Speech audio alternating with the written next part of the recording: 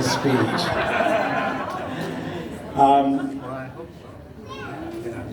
I'd like to first of all introduce my siblings.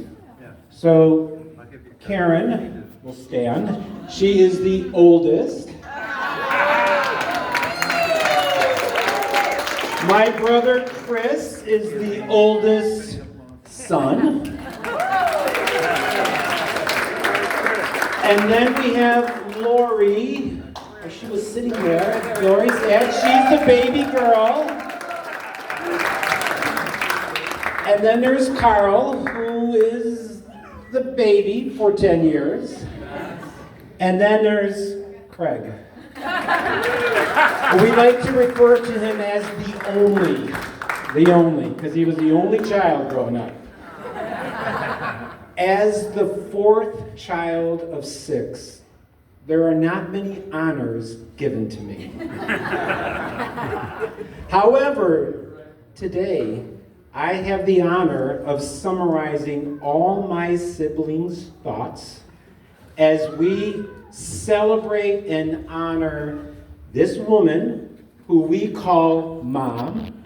Some of you may call her Sis, some may call her Aunt. There's a bunch that call her Grandma, a handful Great-Grandma. There are many who refer to her as Mrs. Badynee, but we all know and love her as Dorothy. So on behalf of my family, thank you for joining us and being here today on a Saturday as we celebrate the 90 years young of Dorothy Badynee.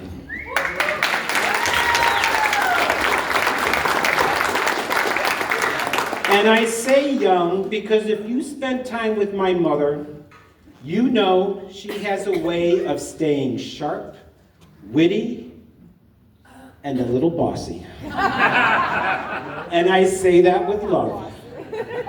90 years, think of that, 9 decades of living, giving, and loving. That's extraordinary. But today we don't just celebrate the years Mom has lived, we celebrate the life she has shared, the way she has touched us, shaped us, and on occasion, corrected us. And when you look at those 90 years, the beauty isn't just in the span, it's in the way Mom lived each role she embraced. And her most successful role, and I may be a little biased, continues to be motherhood. Dorothy has been called Mom for nearly 70 years, and she does this with love and tenacity. In our formative years, I like to think of her as molding us with persistence of a sculpture, chipping away at the marble, patiently, steadily, until the figure emerged.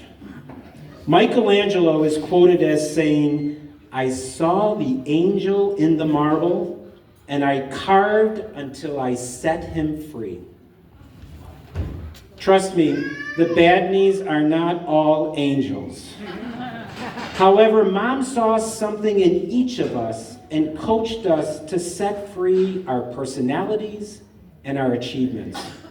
In fact, she was our first and indelible teacher, not just in our cognitive development, but focused on life itself.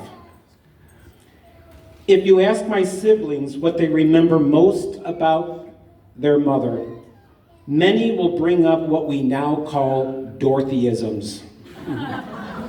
Short, sharp little sayings that pack more wisdom than a fortune cookie and usually ended any pushback. These sayings were impactful lessons that shaped our character.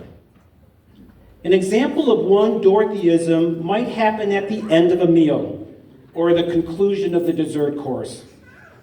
My mother would look at the plate half eaten with remnants of the meal or dessert and simply say, "Your eyes were bigger than your stomach." The frequency of this lesson taught us to be thoughtful and avoid taking more than what we need. The next meal, we'd restrain ourselves a bit. However, we learned to apply that lesson in just about everything we did. Or when a situation didn't go the way you wanted it, when we didn't get what we thought we deserved and came home frustrated, she'd listen to our venting and then say, "Dem's the brakes." 3 words. No immediate sympathy, no participation in a pity party, just a clear reminder, life isn't always fair, but you'll survive, often becoming stronger in the end. But there is one Dorothyism that defines both her character and outlook. It is her mantra, her North Star. She said it often, but more importantly, she lived it. We frequently heard moms say, "Remember, brother, there are others." True, the language might sound a little old-fashioned, but the lesson is timeless. Don't get stuck on yourself. Look around. Notice the people who need you, and then do something about it. I want to share a few times when Mom didn't just say those words, she modeled them. It's my speech. My mother often joined philanthropic groups to help the less fortunate or volunteer her time for others. One Christmas, Mom adopted a family, and as she would typically do, she bought food and gifts and wrapped them with care. On one occasion, while wrapping her gifts, her car was stolen from the front of the house. Many people would have just... No gifts in it. She had brought all the gifts in. Most people would have thrown their hands up, maybe even stopped wrapping altogether. But not Mom. She calmly filed a police report, called the insurance company. Let me tell you, there was plenty of time to wrap gifts trying to call the Detroit police. And then went right back to just doing what she does best, helping others. There were no tears, a little anger, but focus on what matters, because even without a car, those gifts had to be given to those who were expecting them. A living example of remember, brother, there are others. Another time, when I was a grown man, I took Mom shopping to Crowley's on Michigan Avenue. We separated and then met at a designated spot. When I approached our designated spot, she was chatting with an older woman. It's really not a surprise. Mom could make a new friend in the time it took me to park the car. But this was not just small talk. Before I knew it, we were giving the woman a ride home. It was dark, cold, and slippery, and Mom decided it wasn't safe for her to take the bus. "It's on our way," she insisted. Now, for the record, on our way turns out to be anywhere in Dearborn or anywhere in Southwest Detroit. Of course we went, and I realized even as a grown man, Mom was still teaching me, remember, brother, there are others. And the final example, probably the hardest moment of her life.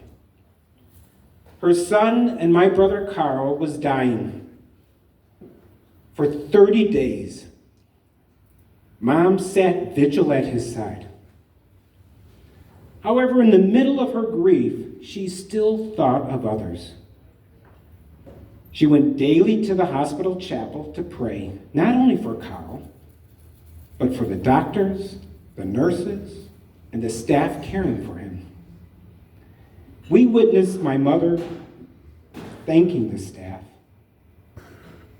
appreciating their service, and bringing them treats. Even in heartbreak, She lived her mantra. That is not just kindness, that's strength, and that's Dorothy. That's not an important part.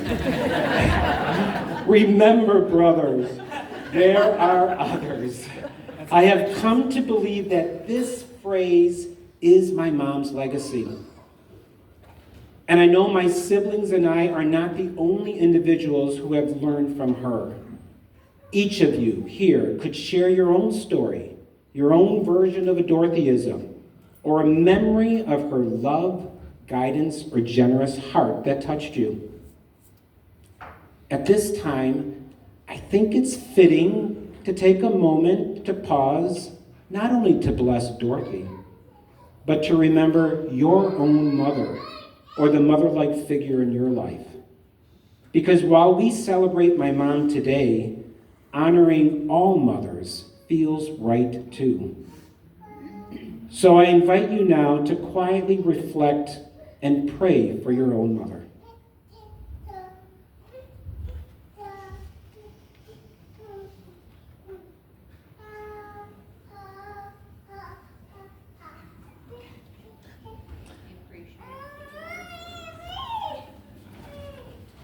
I want to end, and this is the end, Mom. I want to end with a line from The Wizard of Oz, a family favorite with a heroine named Dorothy. In this scene, the wizard gives the Tin Man a heart with this caution. And remember, my sentimental friend, that a heart is not judged by how much you love, but by how much you are loved by others. Mom, this room, this gathering, these 90 years, they are testimony to your heart and to how deeply you are loved by others. Sto lat. In our Polish tradition, we use the phrase sto lat, which means may you live 100 years. To celebrate those happiest events in our life. Mom, know that your lessons are timeless and your love will be felt forever. Sto lat, may you live 100 times 100 years. Happy 90th birthday, Mom. We love you and God bless.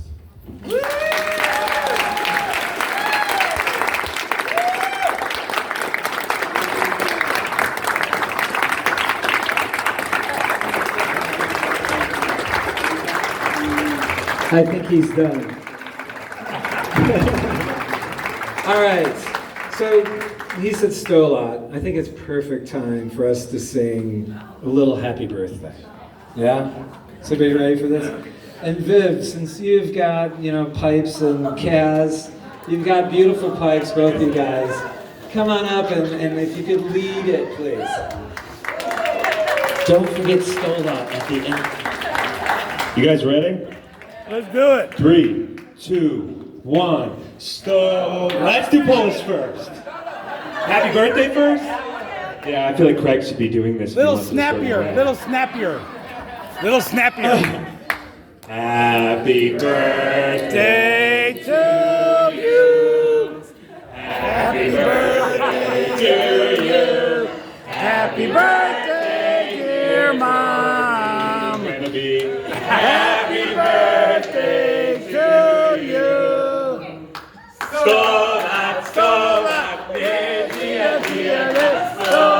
sto lat, yeah, something. Sto lat, yeah,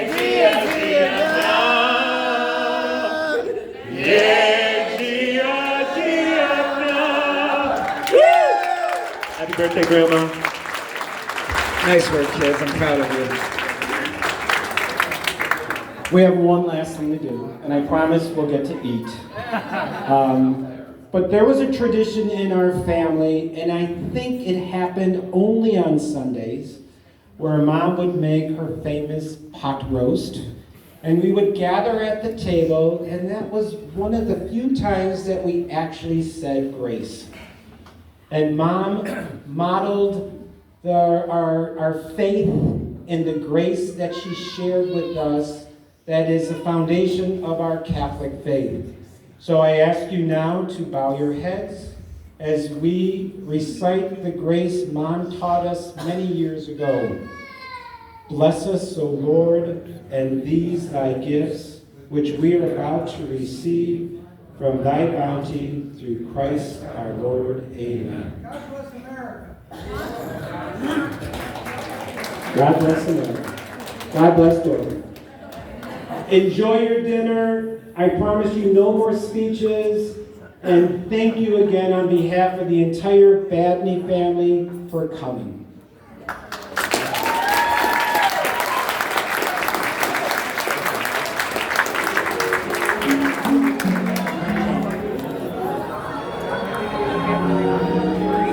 Say hello to Randy. Hey, Randy. Thank you. Thank you. Thank you. That's a good idea. Hey, hold on. Say hello to your brother. Say hello to Randy. Randy. If you're feeling better. Hi again. Say hello to Randy. Hey, Randy. He's not here today. But he's here.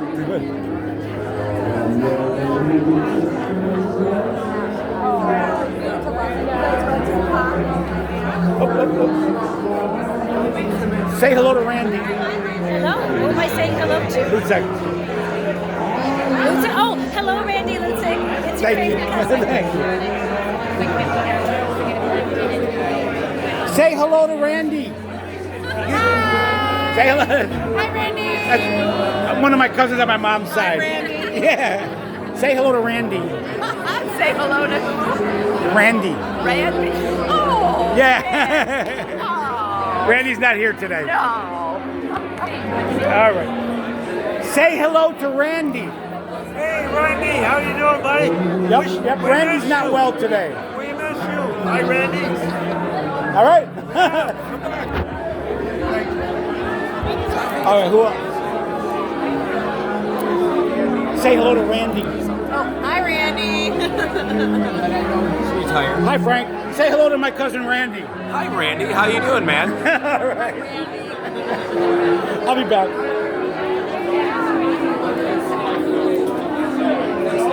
Say hello to Randy. What's up, Randy? I wish you were here. Healed. Yeah. Oh, this looks fabulous.